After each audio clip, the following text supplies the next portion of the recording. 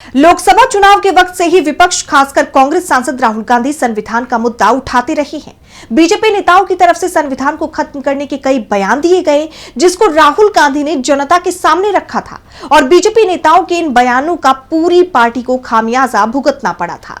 आलम ये रहा कि अब की बार 400 पार का नारा देने वाले प्रधानमंत्री नरेंद्र मोदी अपनी पार्टी को बहुमत भी नहीं दिलवा पाए।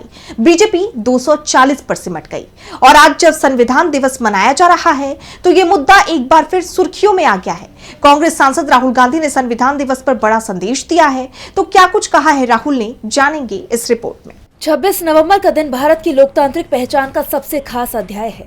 यही वो तारीख है जब देश ने अपना संविधान अपनाया था।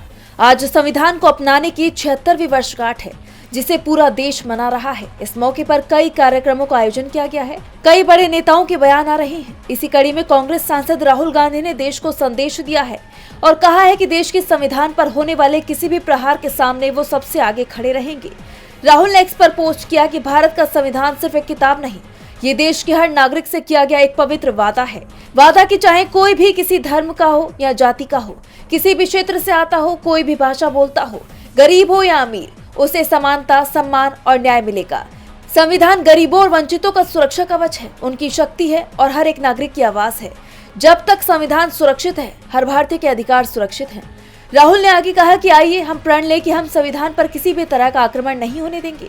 इसकी रक्षा करना मेरा कर्तव्य है और इस पर होने वाले हर प्रहार के सामने सबसे पहले खड़ा रहूंगा।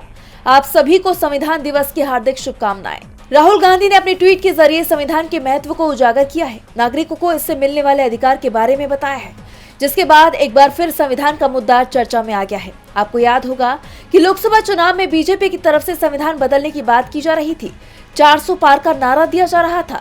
ये मुद्दा काफी गरमाया। विपक्ष ने इस मुद्दे को जोर शोर से उठाया। राहुल जहां भी जाते हाथ में संविधान की किताब रखते, जनता को उनके हक के प्रति जागरूक करते नजर आते और बताते कि अगर बीजेपी जीत जाती है तो संविधान बदल देगी। और इसका नतीजा ये रहा कि बीजेपी को कई सीटों का नुकसान हुआ। पार्टी 240 पर रह गई। बीजेपी को भारी खामियाजा भुगतना पड़ा और अब राहुल गांधी ने साफ कर दिया है कि वो संविधान पर किसी तरह का आक्रमण नहीं होने देंगे। डीवी लाइव की रिपोर्ट।